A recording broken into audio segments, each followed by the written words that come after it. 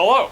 We built some cheap 2x4 porch lounge chairs with shelves that flip up to hold your stuff that match our cheap 2x4 porch couch.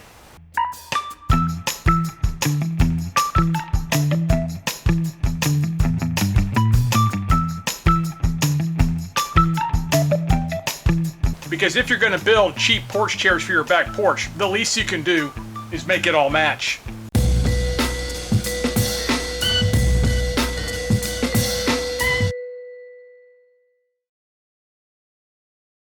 Welcome to the back porch out here in nature.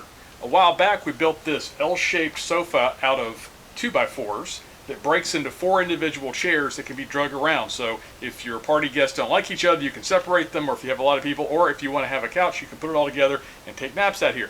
That proved very popular with all the college students who live here, and so we decided to build a couple of lounge chairs to go with our 2x4 couch. Lowe's. They come from Lowe's.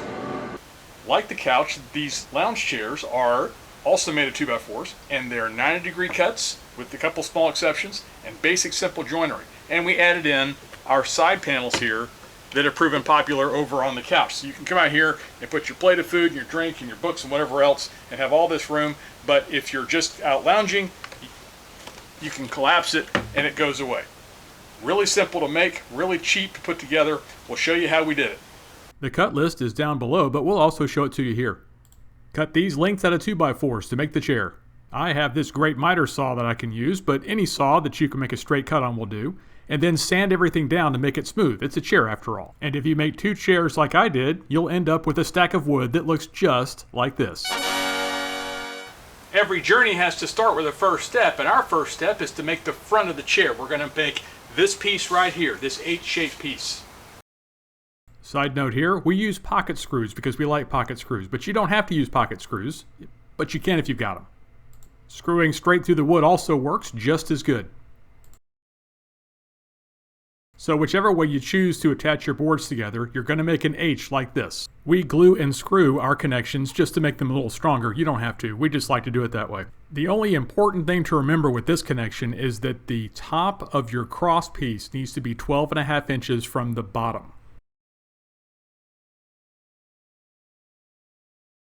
Now that we have the front made, we have to put these 2 pieces on that are going to support the cushion, so you can sit down. They have the incline piece. We're going to talk about that as we make the cut.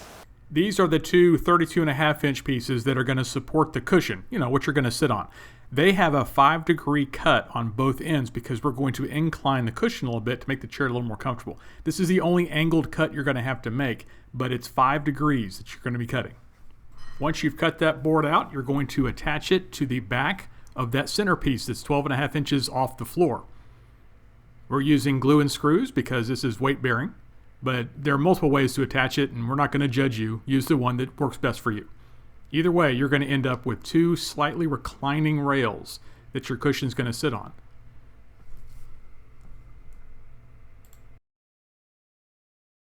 We have the front and the middle. Now it's time for the back. This is a square-shaped piece with 2 pieces going across and 2 verticals. Easy, simple. We're going to tack it onto the back of what we already have to make the body of the chair. Those 2 31-inch pieces you cut are the back 2 legs and the whole back of the chair. You're going to put 2 25-inch pieces in between them and attach them however you like. And again, I'm gluing and screwing because they're weight bearing. Those 2 seat support rails in the last step incline downward, if you remember, so the bottom rail on this one needs to be 9.5 inches from the bottom of your legs.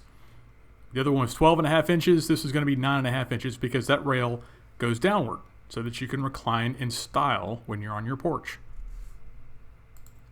The other rail just goes across the top. You don't have to measure that. It's the top. The next step is pretty simple. You just attach those incline rails to that 4-sided box you just made. See how that brace across the back that's 9.5 inches off the ground interfaces so nicely with your incline rails? Yeah, it does this because we made 3 or 4 mistakes when we built this previously, and this is our way of getting it right.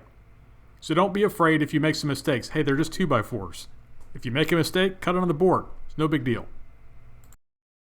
The last big structural piece of the chair is the armrest, because it's a chair, you got to have armrests.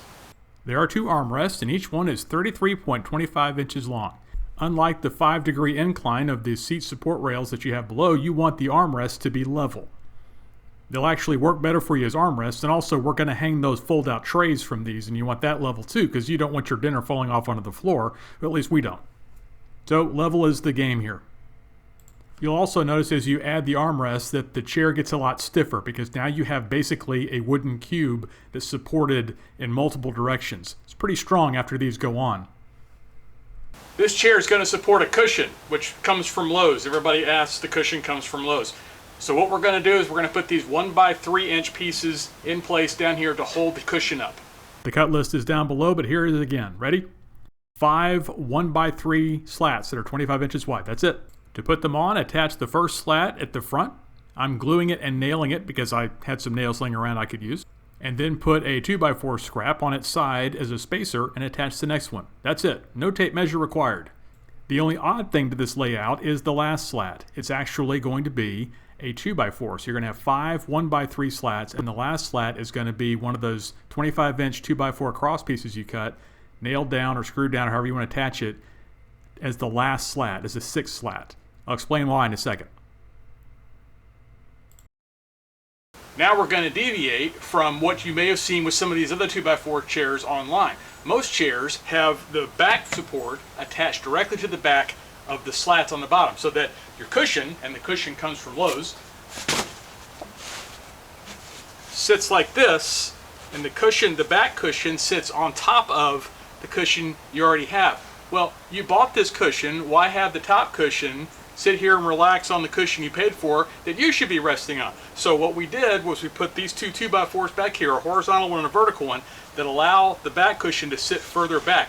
Look at all this extra space we get to sit on. It's more luxury for the back porch. And then we incline the back, but we'll get to that in a minute.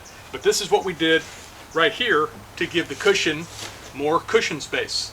So the last step of the seat is you take that last 25-inch cross piece you had and attach it the way I'm doing it here. This keeps your cushion from sliding back, and it gives you that extra cushion space you want so badly when you're trying to relax on your back porch. The slats that support the back of the chair are just 1x3 boards that we've cut off and inclined here from the back of our 2x4 mount to the back of the chair. We're using glue for this because glue is plenty strong, it's cheap, and I'm lazy, so this is what I did. But what this does is it holds the back at about a 7-inch incline, which is a pretty good incline if you're on your back porch relaxing. One last cut list for the chair here. It consists of 4 1x3 slats that are 20.25 inches long. These 4 vertical slats will hold the back cushion so you don't fall backwards through your chair. I'm gluing them here because glue is strong enough and I'm too lazy to figure out how to fit a screwdriver down in these holes. Then you sand everything because you don't want to get splinters when you're on your back porch. Then it's time to paint everything.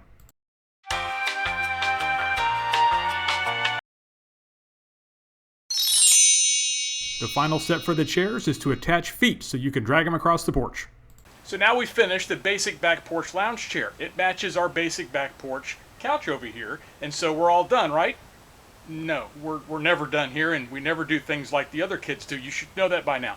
Now it's time for us to put on these sweet shelves that flip up and hold all your stuff. And here's the cut list for the flip-up shelves. You're going to make 2 of these, so double this list. You may remember when we built the porch couch, we used tiles like this to make the flip-up shelves. Here, I'll run that clip for you so you can see it again. Recently, we did our kitchen and had new tile put in here and a couple other places in the house. I've got a whole stack of this stuff in the garage, which means it's cheap, it's durable, it's what we need, it's waterproof. So why not use this stuff for the side shelves? We still have some of that tile left, so we're going to use it on this project because, hey, it's still waterproof. With these 4 pieces, we're going to build a rectangular box. One piece is slightly inset. It's actually 12 inches wide at this point. That's where the tiles are going to go. The pieces that stick off the edges are where the hinges are going to go.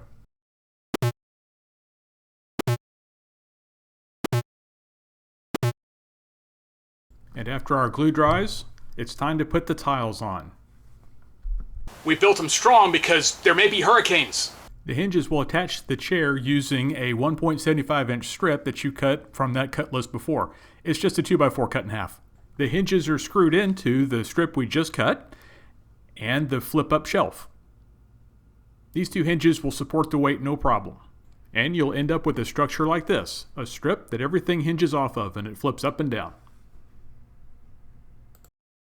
The shelf supports are just 10-inch pieces of whatever board you have laying around. You'll cut those out and put hinges on them, and you'll end up with a structure that looks like this. Then you take the shelf and attach it to the arm of the chair. No simple way to do this, so I used a bucket, an ammo case, and some lumber to give me a supporting structure, but I was able to screw them in with 3 screws, and it all works. But be advised, the process to do this just isn't very pretty. But nobody's going to see this when you throw a party, so hey, build whatever structure you need to hold this up while you put the screws in, and then it goes away. After you get those flip-up talls installed, it's a lot easier to put the flip-out supports in place. Just flip the chair on its face, and you don't have to hold anything up or brace anything. Everything's in place, and you just screw it in, and you're done.